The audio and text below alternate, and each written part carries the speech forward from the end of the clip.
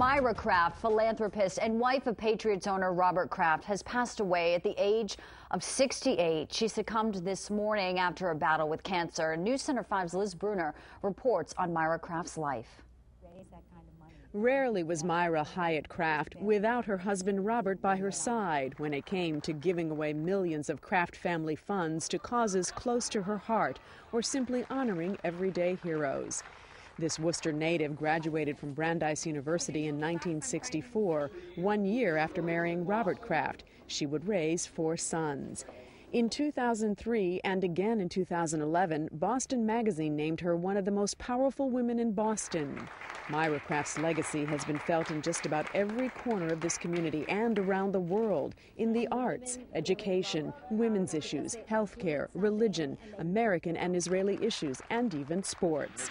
Admittedly not a football fan, at least not at first, she taught herself the game and became one of its most ardent fans, often seen by her husband's side as owner of the New England Patriots and through the Patriots Charitable Foundation.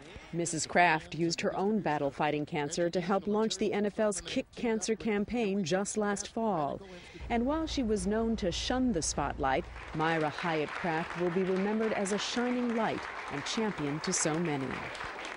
And that was Liz Bruner reporting this midday. The New England Patriots issuing a statement this morning reading, "Words cannot express the deep sorrow that we feel in learning of the passing of Myra Hyatt Kraft. Myra passed away early this morning after a courageous battle with cancer. We are all heartbroken. The global philanthropic community and the New England Patriots family have suffered a great loss."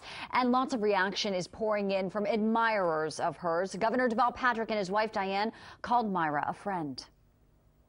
She had an incredible kindness and thoughtfulness and shrewdness as a business person and as a leader among the not-for-profit and charitable sector here. And I spoke with Robert a little earlier this morning, and I know that he and the whole family are devastated, and so are we.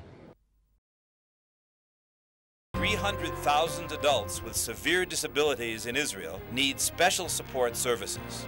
JDC Israel is creating a strategic partnership with the Israeli government, the Mossad for Disabilities, to improve their lives.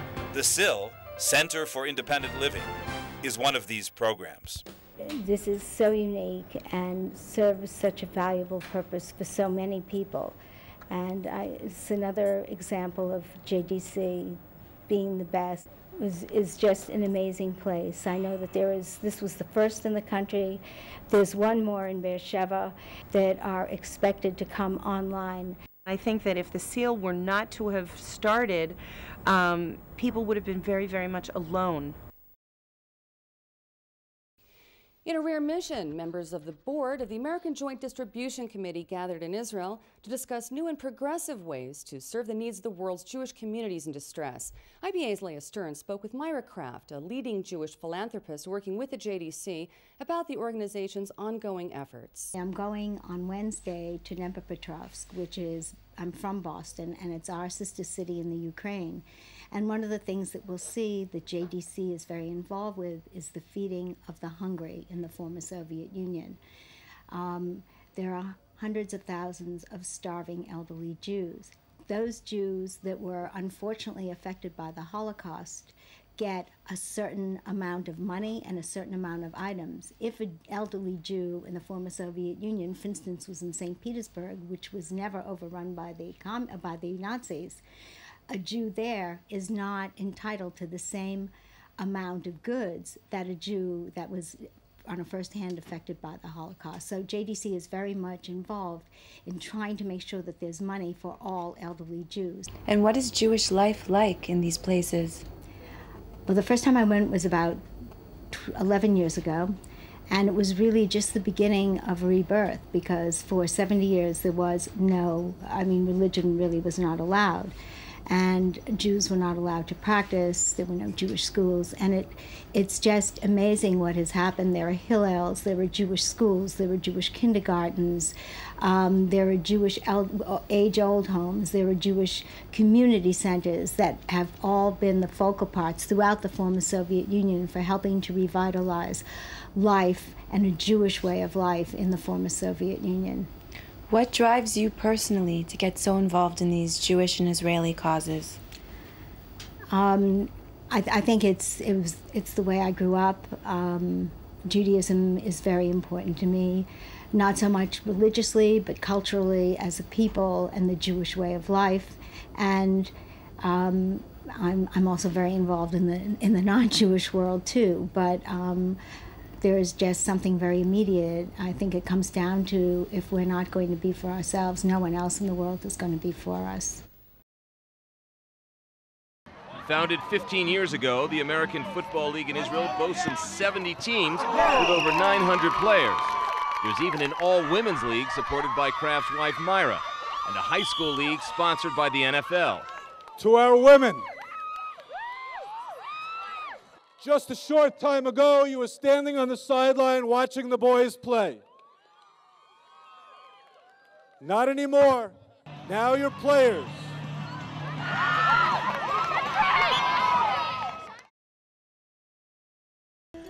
She was just a great representative of this team, and we love her. We're going to miss her.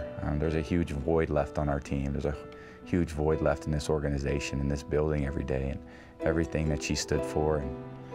And no one will ever be able to replace that. So she left a great legacy for all of us to learn from and to build upon. What she gave back to us and to myself was a sense that we needed to give back to the community, because I do know she was the force behind the Patriots being so active in the community. I felt like she was the heartbeat of this organization. In life, you have couples, you have husband and wife, you have girlfriend and boyfriend. And they always say behind a good man is a great woman. And Mr. Kraft had that. She was the conscience of this organization, and I always felt comforted that she was there in Mr. Kraft's ear, that the right decision was going to be made because of her influence.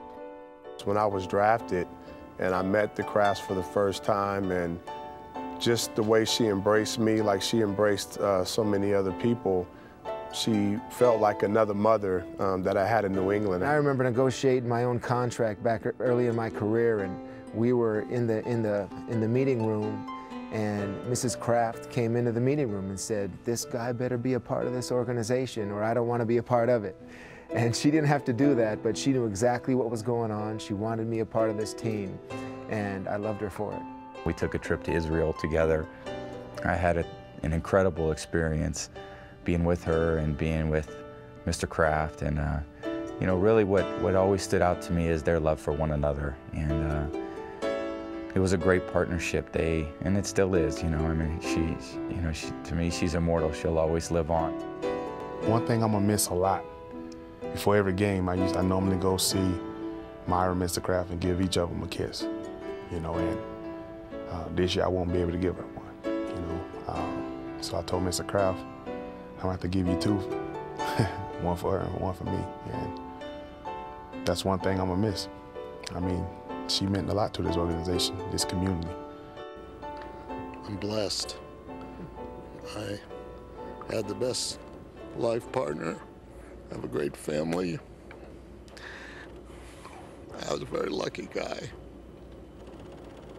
Very lucky.